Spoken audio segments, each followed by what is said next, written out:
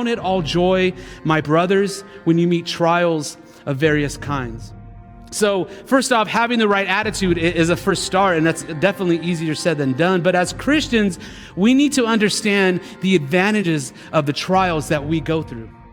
And we need to have faith in the only one that can provide us with the assistance we need in trials. There's a story about Paul and Silas in prison, and they were beaten, and they were humiliated, and then tossed in a cell.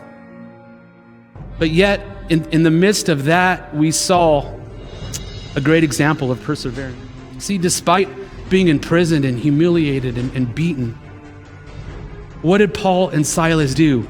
They prayed and they worshiped.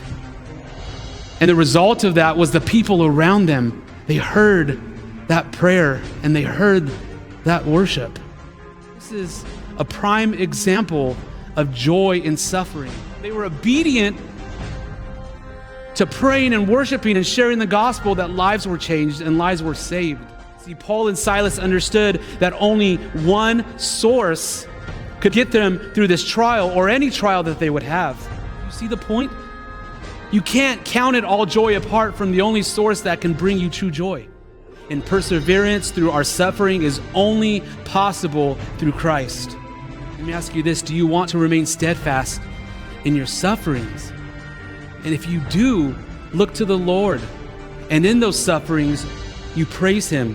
And in those sufferings, you worship Him. And in those sufferings, you pray to Him. And in those sufferings, you abide in Him.